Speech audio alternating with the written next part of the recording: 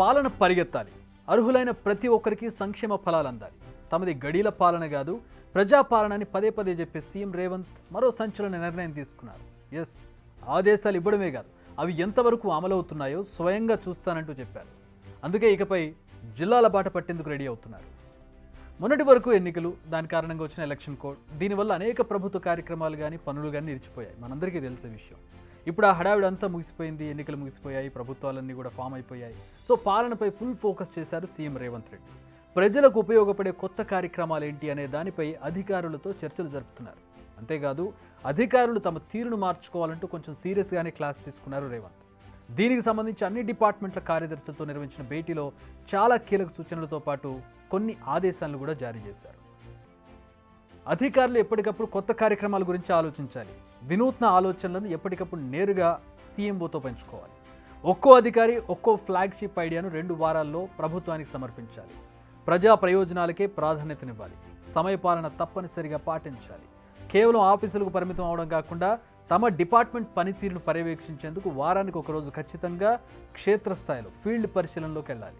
నెలకోసారి అన్ని జిల్లాల ఉన్నతాధికారులతో మీటింగ్ ఏర్పాటు చేసుకోవాలి. అసలు ఏం పనులు జరుగుతున్నాయి, వాటి పురోగతి ఎక్కడి వరకు వచ్చింది, ఇలా ఎవ్రీ ఎలిమెంట్ని పరిశీలించాల్సి ఉంటుంది. ఇవి సీఎం రేవంత్ అధికారులకు ఇచ్చిన ఆదేశాలు. అక్కడితో అయిపోయిందా? కాలేదు. ఇవి సెక్రటేరియట్లో ఉండే ఉన్నతాధికారులకు వర్తిస్తాయి. నెక్స్ట్ జిల్లాల కలెక్టర్ల వంతు. అసలు జిల్లాలో కలెక్టర్ల ఆఫీస్ దాటుతున్నారా అని డైరెక్ట్గానే క్వశ్చన్ చేశారు ఆయన.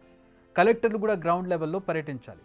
హాస్పిటల్స్ కానీ, అంగన్వాడీ కానీ, స్కూల్స్, గవర్నమెంట్ ఇన్స్టిట్యూషన్స్ను ఎప్పటికప్పుడు సందర్శించి ఆకస్మిక తనిఖీలు చేసి అక్కడ పరిస్థితులను సమీక్షించాలి.